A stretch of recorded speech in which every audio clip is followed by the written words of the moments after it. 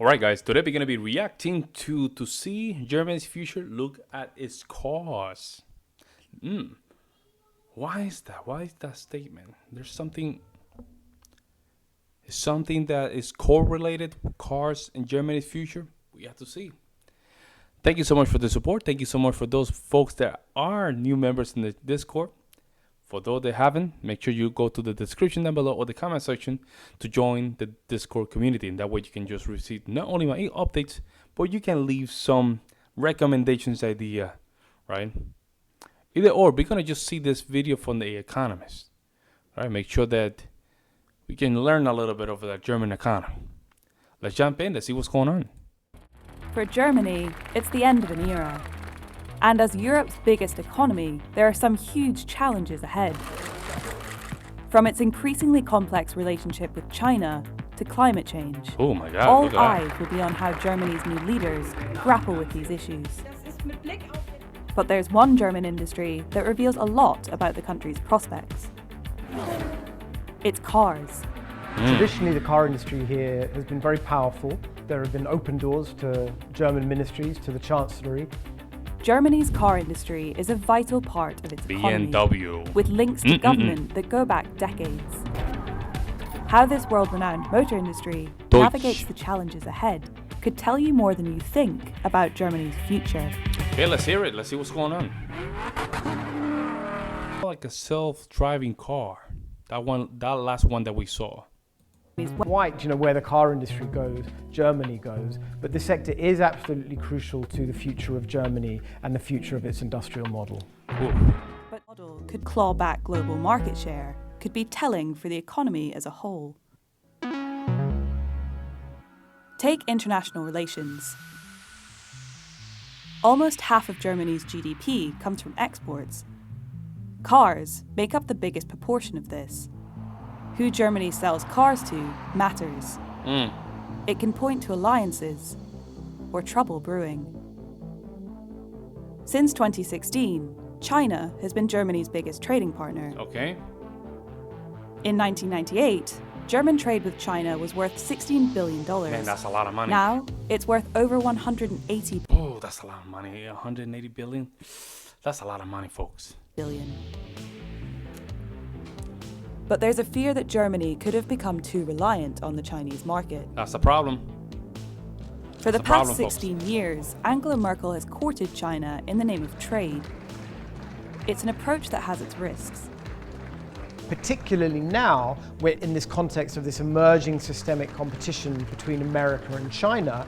At least for some people, there's a worry that putting all of your eggs into the one Chinese basket might leave you exposed to some of the ill wind. We all did it. We all did it, folks. We all did it. Not only the Germans, Americans as well. Everybody did it. So now we are in this position. Of geopolitics and geoeconomics that might be heading Germany and Europe's way in the coming years. Yeah. There is a strong sense that Germany's China policy is going to have to be recalibrated basically on pretty much every single front. That's Germany's beautiful. new leader will face the same challenge as its car industry. How to keep their biggest trading partner on side without ending up in its pocket. Man, China that's a already hard one. leads Germany in one crucial aspect of manufacturing: digitalization. This is not traditionally a country that has been closely associated with digital innovation. It's going to be a big challenge across a whole range of domains. Look at car makers, and it's, traditionally engineers have been at the heart of what it is that car manufacturers do. Making components, fitting them together, making them look beautiful. The digital skill set has traditionally taken a back seat, and that's going to have to change. And it's not just Germany's car industry that needs to modernize. Before the pandemic, 2/3 of German businesses said they still regularly used a fax machine. And only 1 in 3 German companies Man, have that is kind of on the low side of. I don't know, folks. Fax machines. Don't get me wrong. The company that I work, they still use fax machine, but we rely a lot in the email technology. Just to put it that way, right? Man, that's crazy. A lot of companies using fax machine. That's interesting. central digital strategy. Just 8 years ago, Angela Merkel became a meme when she referred to the internet as Neuland, the German for uncharted territory. The next government is probably going to have to be a lot more digitally literate than the ones that Angela Merkel has led for the last 16 years. And it's going to have to do a hell of a lot more to translate the rhetoric on digitalization into the reality of fostering genuine... What do you guys think about Angela Merkel and the approach to Germany? I would like to hear your guys' opinion. ...genuine change in this country, which has been severely lacking for the last couple of decades. But there's an even greater challenge that could define Germany's global relevance. Climate change. Climate change? Here, Germany's car industry is a microcosm for how the country will need to radically shift. Traditional forms of power will need to be replaced. For cars, that means a race to go electric. Oh my God. Nachhaltige Mobilität ist ein Grundkonsens in unserer Gesellschaft. Oliver Zipse took over as CEO of BMW in 2019. He's overseeing one of the biggest shifts in the company's history, a commitment to battery-powered cars. The whole car industry is launching a lot of electric vehicles now, and BMW is on the forefront of that. I think we need to speed up our efforts to keep up with the electromobility demand. It's a big market development. Well, if Germany want to take, they want to take that responsibility and they manage to just really push it forward, because the problem is that even though that's not a bad idea, right? Electric car. However, we have to recognize that we still gonna have to use fossil fuel to just power these plants too. I mean, it doesn't sound like a bad idea. I like the design, the looks, but I just don't want to be in middle Wyoming trying to charge my car. It's scary. It's very scary, man. Developing. Of course, we want to increase our profitability, and with the right set of components, products, I think that can be a very solid business foundation. Climate change has forced this shift to a greener future, but it was American, not German engineering that first realized it. An electric car can be the best car in the world. Yeah, although an early investor in electric technology, BMW has now fallen behind rivals in the car market. Really? I can't believe that, huh? I can't believe that that's the case. Man, this thing is just messing me up.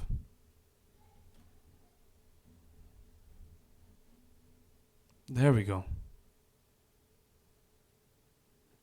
I think we're okay there. But really, falling behind? Other German car makers were slower still. Really? When it comes to fostering innovation, the country is still in second gear. That's funny. Although disruptive innovation does exist here, Germany's leaders could do more to nurture it. Let's see the acceleration rate. Oh wow, that's accelerating very fast. Sono Motors is a startup based in Munich. Right. They're technically car makers, but their approach is light years away from the traditional brands. What we're doing is we're producing an electric vehicle that is equipped with solar cells. Ooh, see, they got it right. See, they got it right. Yeah, there we go. They got it right. That is a good idea. Very good idea. Good idea. That means that you don't have to be worried about charging your car. That's very good, actually. Very good. I like that idea. One of several developers around the world trying to get a solar-powered vehicle to market. That's nice, man. Their car, the Scion, can share power with the grid and other cars, and comes with ride-sharing software built in. Ooh. Their claim is that they're the only car company that thinks the industry should be selling fewer cars. Their approach could upend the industry. I like that because it's more about quality than quantity. Quantity can come later in this approach. They want to make sure that their car is really worth it. And their ethos is emblematic of a new way of German thinking. The design, they have to change. They have to change the design. That design is kind of ugly. Design? We see ourselves as a mobility service provider. It's not only about the car, it's about the whole new mobility concept we're providing. Car sharing, ride sharing, power sharing, a car itself, solar integration, solar technology we sell to others. There's a whole new approach on how we think mobility should look like in the future. Small companies like Sono have the vision for a greener future, but Germany's politics may make it hard to realize. Really? One of the challenges I think that you're going to see in Germany is that the next coalition is probably going to be made up of 3 different parties that may well have very different ideas about how to manage the climate transition. The sort of consensus-oriented approach that's deeply ingrained in Germany. Do you guys have very bad air in Germany? I don't think so. How much climate you guys gonna clean? How much you gonna clean from the air? I mean, you guys pretty much have a very clean air, bro. How much you gonna squeeze in that orange? I mean, at this point, it's just dust, I guess. Germany may not look like it is particularly well suited. Let me know in the comment section below if you guys are producing a lot of CO2, a lot of bad stuff in the air. Just let me know. I don't know. To manage this extraordinary industrial transition that we're going to have to bring about in the years ahead. So that's going to mean a very, very big role for the next Chancellor. And as efforts to digitise continue, Germany's new leader should plan for a workforce in need of upskilling. We're going to have a massive ramp up of jobs in the battery manufacturing sector.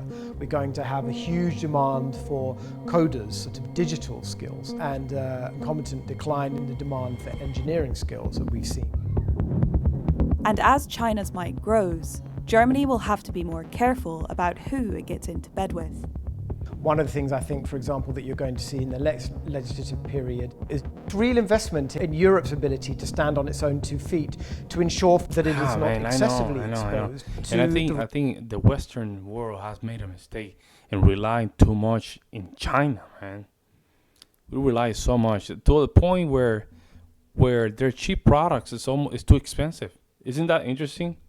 China's product, which is cheap product, is so expensive. That's how bad our economy is. The inflation is like, I don't know, probably too high by now. Risks that could come from a stepping up of the strategic competition between America and China. Angela Merkel was careful not to scare voters with talk of transformation, but that's left Germany's new leaders with a lot to do. Germany has to do better, right? We have those very big companies, those very big players here, but they aren't the disruptor, the driver behind innovation. Disruption comes always from new, young companies which drive change. German startups rarely grow into tech giants. Without making changes, Germany risks losing competitiveness throughout its economy. Oh my God. There's a nice German word, Zukunftsfähigkeit, which is roughly translated as the ability to face the future. Lots of people looking at these challenges are starting to wonder how Zukunftsfähig Germany really is. And this really is going to be a big challenge, not only for the next Chancellor, but for the government that he or she is going to lead. Because a lot of people think that Germany isn't really ready and that it will need to act quite quickly across a whole range of domains. Didn't you guys tell me that a lot of the places that you guys go eat, they mostly accept cash? You know, that could be mostly like a cultural aspect why Germany is not moving forward, but I just don't know how to approach this, folks. You guys have to just let me know in the comment section. In order to meet these challenges head on. Thanks for watching. To read The Economist's assessment of Germany's future after... That's not bad. I'm just saying, like, it's hard to just put a conclusion or prediction, because there's nothing bad to keep conservative practices. I think that's healthy, because you need to have in order for a big tree to stand strong, need to have strong roots. I think the way Germany's heading looks okay. I don't think there's a huge problem. The question is besides Germany, can the Western world move out of the Chinese market? That's not only for China. That's for everybody. We just in the 80s and 90s we just relied too much on in China's labor to just keep our lifestyle cheap. But the problem is that inflation has gotten so crazy that cheap labor is still now is expensive. So we have to rebrand everything. And I think Germany is going through the same thing. But let me know what you guys think in the comment section below. I would like to just know what you guys think. In the meantime, I will see you in the next one.